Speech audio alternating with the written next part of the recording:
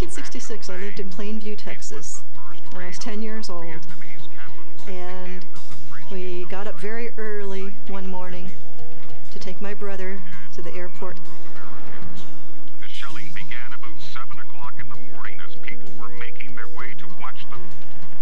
And I was in the back seat of the car, and with my brother and my mother and grandfather were in the front seat driving along, and we got on that road. And West Texas is very flat, and he was on his way to go be a Marine and fight in Vietnam. So it was a very emotional time for us, very, very difficult time, because you can just imagine what it was like.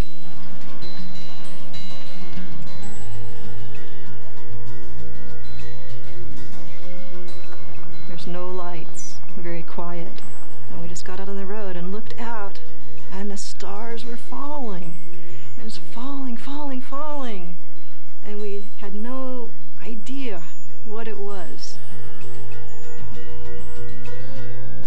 Just by chance, we experienced the Leonid meteor shower back in 1966. And that was the largest meteor storm in recorded history, when there was a rate of 100 to 150,000 meteors an hour in the sky.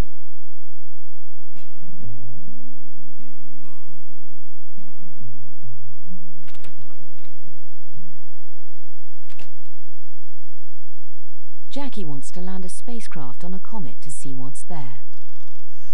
We think it's mostly frozen water, water just like on Earth. But within a comet's icy cloud, is there really something stable on which to land?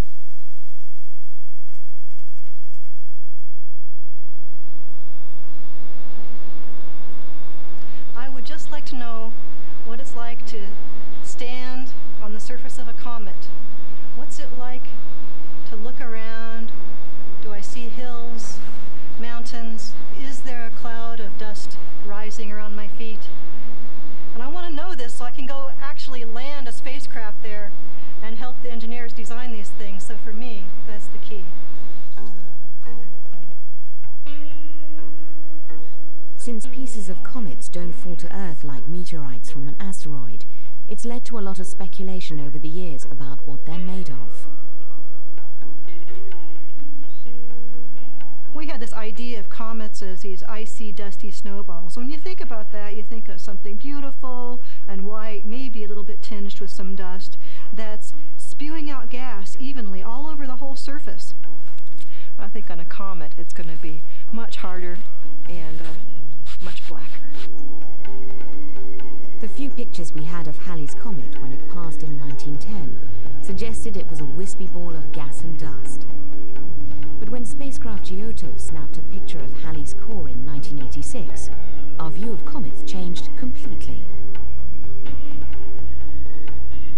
We thought we might be able to land on a flat plain of beautiful ice.